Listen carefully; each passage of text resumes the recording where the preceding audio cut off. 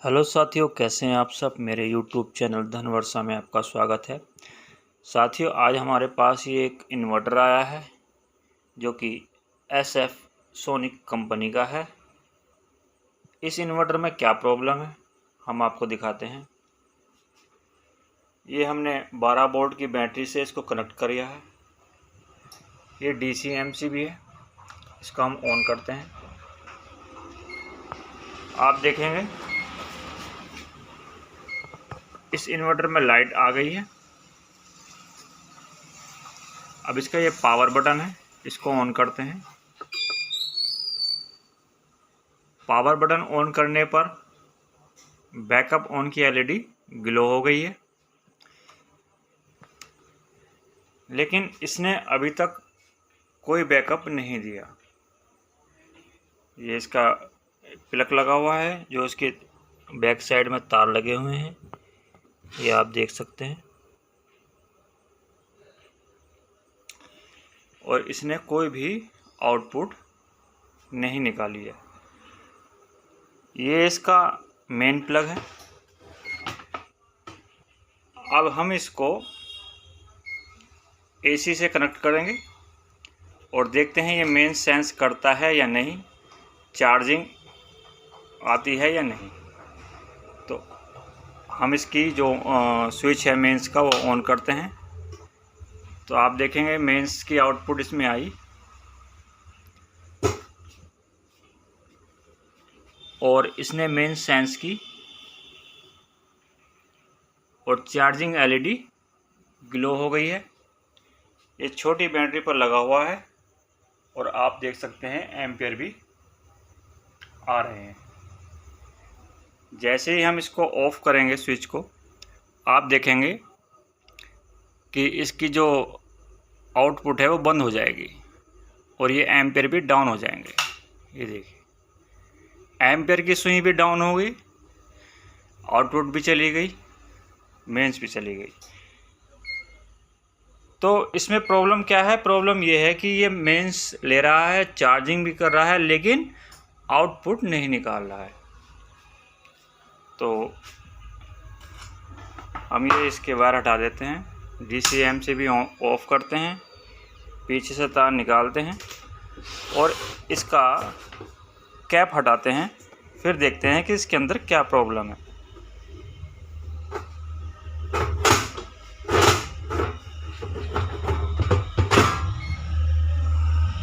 तो साथियों, आप इसकी कंडीशन देख सकते हैं, बहुत बुरी कंडीशन है इसकी, बहुत ज़्यादा इसमें डस्ट है। हम इसकी डस्ट को क्लियर कर लेते हैं, फिर आपको दिखाते हैं कि साथियों हमने इस इन्वर्टर की डस्ट को क्लीन कर लिया है ब्लोअर की सहायता से। ये इन्वर्टर आप देखेंगे इसकी PCB बिल्कुल साफ़ निकली है। ये अभी एक भी बार रिपेयर नहीं हुआ है, बिल्कुल फ्रेश इन्वर्टर है, फ्रेश PCB है। तो साथियों, हमने इसको PCB को एयर ब्लोअर से साफ़ किया। साफ़ करने के बाद हम आपको दिखाएं, बैटरी से हमने इसको कनेक्ट किया। अब हमने इसकी ये DC MCB है, यहाँ पर इसको ऑन किया। ऑन करने के बाद आप देखेंगे कि इसमें लाइट आ रही है। अब हम इसका स्विच ऑन करते हैं। हमने स्विच ऑन किया। स्विच ऑन करने पर बैकअप ऑन, इसका मोड जो है वो ऑन हो गया है। और अब आप देख सकते हैं ये इसके बैक पीछे सॉकेट में 2 वायर लगी हैं जो कि यहाँ पर जा रही हैं। और आप इस मीटर में देख सकते हैं इसने जो है आउटपुट भी देना शुरू कर दिया है। तो साथियों, हमने इस इन्वर्टर में कोई भी रिपेयरिंग नहीं की, केवल इसकी डस्ट क्लीन की और डस्ट क्लीन करते ही इसने बैकअप देना शुरू कर दिया है। तो इसमें क्या प्रॉब्लम थी वो हम आपको बता रहे हैं। दिक्कत कहाँ आई होगी? डस्ट से जो दिक्कत आती है वो दिक्कत ये आती है, जब इसमें डस्ट होगी। डस्ट अब इस टाइम बरसात का मौसम चल रहा है ना, लगातार काफ़ी बारिश हो रही है 4-5 दिनों से। तो इसने जो है, जो डस्ट होगी उसमें नमी आई होगी। नमी आने से क्या होगा, जो हमारी ये वाली रिले है, ये आउटपुट की रिले है और ये जो रिले है ये चार्जिंग की रिले है। इस रिले को ऑन करने के लिए ये ट्रांजिस्टर है, ये वाला ट्रांजिस्टर इस रिले को ऑन करने के लिए है, और ये वाला जो ट्रांजिस्टर है ये इस रिले को ऑन करता है। इस ट्रांजिस्टर और इस ट्रांजिस्टर के जो बेस है, जो बेस होता है उससे जो उसको जो ऑन करने के लिए पल्स आती हैं वो आती हैं इस माइक्रो से, ठीक है ना। माइक्रो से पल्स इस ट्रांजिस्टर के बेस पर आएगी, और इस ट्रांजिस्टर का जो बेस जो एमीटर है वो ग्राउंड होता है। जैसे ही इस पर बेस पर पल्स आएगी तो इसका जो एमीटर है और कलेक्टर है, एमीटर कलेक्टर आपस में मिल जाएंगे, और इस जो ये होती है रिले, इसकी जो एक पिन होती है, एक पॉजिटिव तो डायरेक्ट आता है, नेगेटिव जो आता है वो इस ट्रांजिस्टर से आता है। इस ट्रांजिस्टर का कलेक्टर इस रिले के एक पॉइंट से कनेक्ट होता है, और इस ट्रांजिस्टर का एमीटर ग्राउंड होता है। बेस पर जो पल्स आती है वो माइक्रो से आती है, तो माइक्रो से पल्स इस पर आएगी, तो ये जो एमीटर ग्राउंड है वो कलेक्टर से निकलता हुआ इस जो रिले है, ये रिले है और ये रिले, दोनों की सेम कहानी है। ये रिले को ऑन करेगा, तो इसमें होता क्या होगा साथियों, डस्ट आने से जो इसका बेस और एमीटर ये आपस में शॉर्ट हो गया होगा, यानी कि बेस पर जो पल्स आती थी वो ग्राउंड हो जाती थी। बेस की जो पल्स आएगी वो एमिट, क्योंकि दोनों पिन आपस में इस साइड में दोनों पिन है, इनके बीच में अगर पानी की बूंद भी डाल दी जाएगी तो ये आपस में शॉर्ट हो जाएंगी। तो धूल मिट्टी वगैरह लगने से और नमी आने से ये जो बेस है ये ग्राउंड हो गया होगा। तो बेस ग्राउंड होने से ये जो ट्रांजिस्टर है ये काम नहीं करेगा। तो ये ट्रांजिस्टर काम ना करने की वजह से ये जो रिले है इसकी, ये रिले ऑन नहीं हो रही थी, ठीक है साथियों। तो इसमें मैंने कोई रिपेयरिंग नहीं की है, केवल डस्ट साफ़ की है, और डस्ट साफ़ करने से ये चालू हो गया।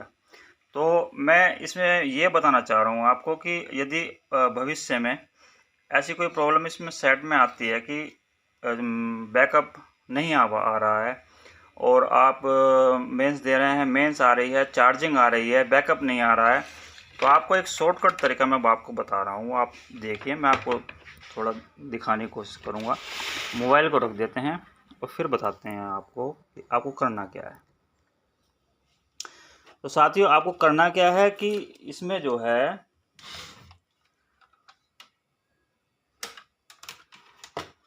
मैं मल्टीमीटर को एसी रेंज पे कर लेता हूँ।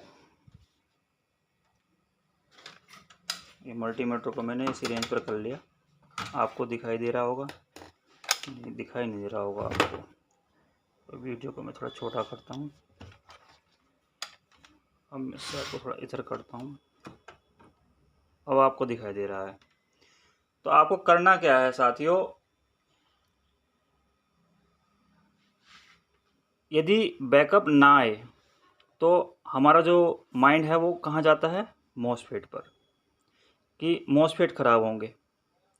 तो हम मॉसफेट चेक करने के लिए अपना पीसीबी निकालेंगे या इधर से बाहर से ही चेक करना शुरू कर देंगे। मॉसफेट हमें सही मिलेंगे तो फिर हम ड्राइव चेक करेंगे, ड्राइव भी सही है, फिर उसके बाद हम देखेंगे कि अब प्रॉब्लम क्या है। तो हम ऐसा नहीं करेंगे, हम क्या है, हम रिवर्स चलेंगे। रिवर्स चलने का मतलब ये होता है कि ड्राइव, मॉसफेट, ये सारी चीज़ चेक ना करके हम सिस्टम को ऑन करेंगे। सिस्टम को ऑन करने के बाद यदि बैकअप नहीं मिलता, सबसे पहले हम मल्टीमीटर को एसी रेंज पर कर इस ये हीट सिंक है ना, इस पर चेक करेंगे। आप देख रहे हैं इस पर 12.5 वोल्ट मिल रहे हैं। तो अगर सिस्टम को ऑन करते ही यहाँ पर 12 वोल्ट, 11 वोल्ट, 10 वोल्ट, 9 वोल्ट, अलग अलग सिस्टम होता है, ये बोर्ड आपको एसी के बोर्ड मिल रहे हैं, तो हमारे मॉसफेट और ड्राइव ओके हो गई 1 ही मिनट में। बस करना कुछ नहीं है, मल्टीमीटर को यहाँ ऐसे टच करना है और ये 12.3 वोल्ट आ रहे हैं। तो अगर यहाँ वोल्ट कम आते हैं, जैसे कि मान लो यहाँ 12 से कम आते हैं, 9 आते हैं, 8 आते हैं, तो उस कंडीशन में क्या होगी, हमारी आउटपुट की जो वोल्टेज होती है ना वो डाउन हो जाती है। बस इतना प्रॉब्लम होती है, बाकी आउटपुट देगा। तो हमें यहाँ चेक करना है, हमने यहाँ चेक कर लिया, एसी ड्राइव इसमें आ रही है। फिर उसके बाद हमें क्या करना है, ये ये न्यूट्रल है, मल्टीमीटर को एसी पर रखना है, ये न्यूट्रल है। एक क्रॉप रखेंगे न्यूट्रल में और ये जो पीला तार है ये आउटपुट का है, और हमने क्या माना है कि आउटपुट नहीं आ रही है। तो हमें क्या करना है, इसको यहाँ से ले लेते हैं, न्यूट्रल हमने यहाँ से ले लिया, और जो ट्रांसफार्मर की 2 टेपिंग होंगी, एक टेपिंग ट्रांसफार्मर की ये है, एक टेपिंग ये है, इन दोनों में टेपिंग में से एक टेपिंग पर लगभग 80 वोल्ट आएंगे और एक टेपिंग पर लगभग 220 या 250, जो इतने वोल्ट ये ट्रांसफार्मर निकाल रहा होगा उतने वोल्ट आएंगे। तो हम पहले ये चेक करते हैं, ये वाली टेपिंग, इस पर कितने वोल्ट हैं।